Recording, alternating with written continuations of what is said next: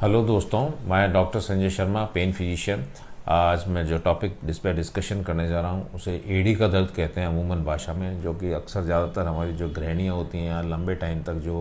Working class staff होता है, जिस कुली हैं, मैनुअल लेबर्स हैं, जो काफ़ी लंबे टाइम तक खड़े रह के काम करते हैं। ऐसे लोगों को जब हम ज़्यादा लंबे टाइम तक खड़े रहने की स्थिति में आते हैं तो उनको एडी में दर्द होना चालू होता है। जब वो अपने डॉक्टर के पास में जाते हैं तो उसे प्लांटर फेशियाटिस या कैल्केनियन स्पर नाम की एक ऑर्थोपेडिक डिजीज़ होती है, वो निकल के आती है। उसमें क्या होता है कि स्पाइक बन जाता है हड्डी के नीचे की साइड में, एडी के नीचे की साइड में, और वो हमारी जो मांसपेशियाँ हैं, नसें हैं, उन पर दबाव मारता रहता है, जिससे कि दर्द होता है।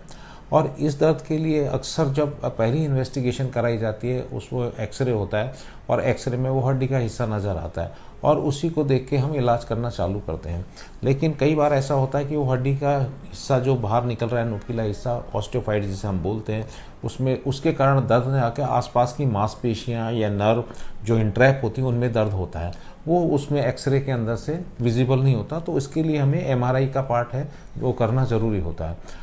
अमूमन जो देखा गया है, इस प्रकार की जो स्थिति होती है उससे निपटने के लिए डॉक्टर्स के पास में कुछ सीमित इलाज होते हैं, जिसमें कि जैसे दर्द निवारक गोलियां हैं, हॉट एंड कोल्ड फॉर्मेंटेशन है, कुछ थेरेपीज़ होती हैं, कुछ एक्सरसाइजेज होती हैं, या विभिन्न प्रकार के जो सोल्स होते हैं, शूज़ होते हैं, और उनको शूज़ वगैरह को अप्लाई किया जाता है, जिससे कुछ मात्रा में काफ़ी हद तक दर्द सही हो जाता है। लेकिन इसके बावजूद भी यदि दर्द सही नहीं होता है तो उस तरह की अवस्था के लिए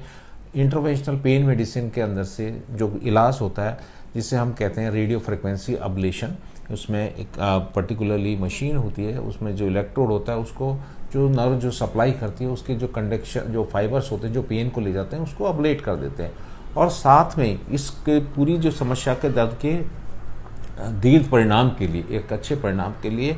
ऑटोलॉगस पीआरपी, जिसमें हम खुद मरीज़ का जो ब्लड होता है वो लेते हैं और उसमें जो प्लेटलेट कंसनट्रेट होता है उसको निकाल के एक्सट्रैक्ट करके उसमें जो कुछ ग्रोथ फैक्टर्स होते हैं उसको उस पर्टिकुलर साइट पे जिस पे दर्द हो रहा है, जो बीमारी का कारण है, उस पे हम इम्प्लांट कर देते हैं और मरीज़ को डे केयर प्रोसीजर में इमीडिएटली आराम मिलना चालू हो जाता है। और कुछ दिन की जो मेडिसिन है वो बताई जाती है और कुछ सावधानियाँ बताई जाती हैं। उसके बाद में ज़्यादातर केसेस के अंदर से ये सब चीज़ समस्या का परमानेंट निदान हो जाता है। Thank you.